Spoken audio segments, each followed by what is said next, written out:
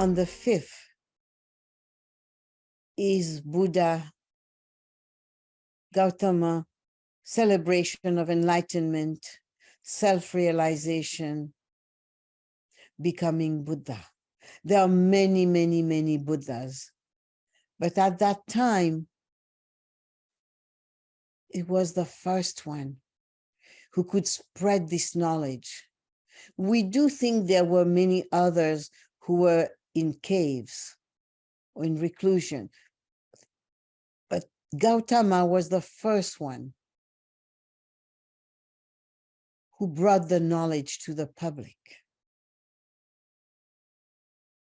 You may open your eyes whenever you wish, and you continue to activate any moment, any thought, just bring it into your frontal. Buddha, or Gautama, I should say, a great prince, when he was born, like in the Indian culture, the Pandits will say the future of the children. Parents do not give names. It's the Pandits will give the name depending on the time. And when the sages and the Pandit came to say to the king and the queen, your son will become the greatest emperor of the kingdom, or the greatest sage. Of course, the father, the king, did not want him to be a sage, a prophet, or a guru, if you prefer. So what the king did, built many different palaces for him. And then one day, without saying anything to his father, so he's living in this luxurious life, and one day, without saying anything to his father, he asked his charioteer, take me out a little bit, out of the palace, take me out. And he went. And outside of the palace, he starts seeing weird things, weird human beings who are walking with a stick, whose face were, how do we say this word, wrinkled, or completely white hair. And some were laying down on the road, were dying. Some were so skinny, but still alive because they didn't have food. Now he's questioning, what is this? So the charioteer said, oh, this is normal. This is our life outside of the palace. We birth, we die. And then he was so surprised. He said, are you telling me that I'll become like this?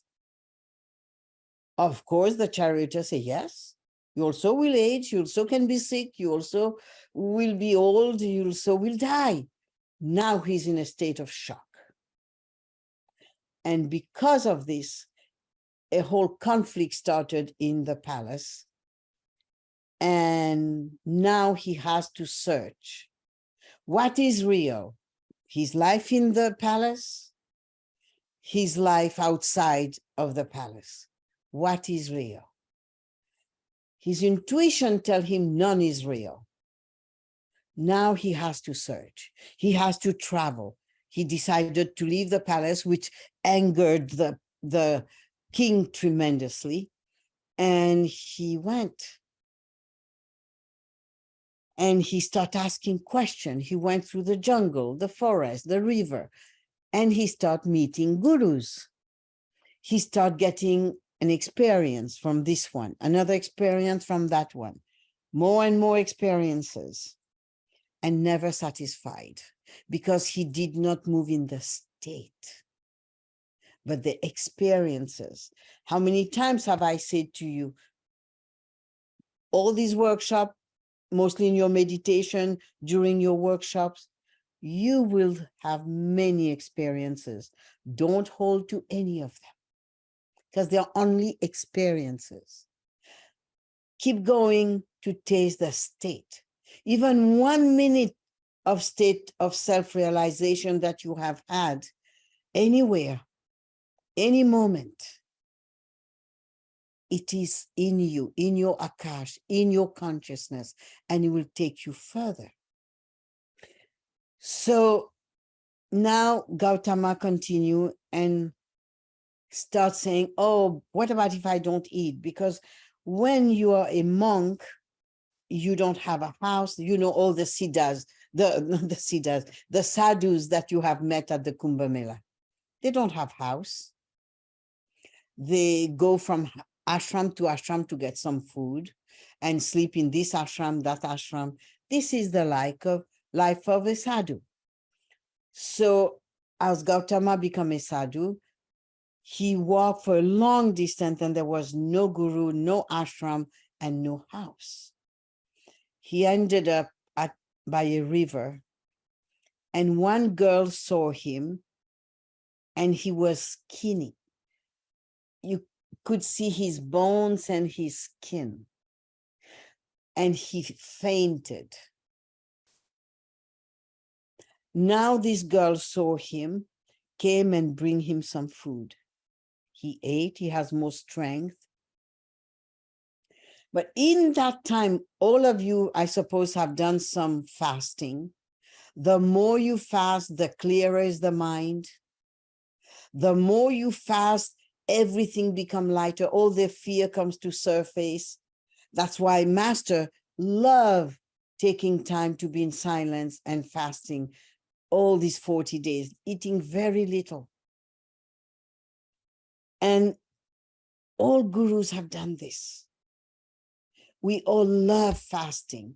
And we even have some days still today, practice from the time of the Vedas, days where we eat only a certain food. And if you are interested in that, we will tell you. It's called Ekadashi. And there's different type of Ekadashi. And with the moon. So we don't eat the same food every day. On this particular Ekadashi day, definitely we fast on dry fruits, or maybe sometime an apple, or sometime a potato. That's all.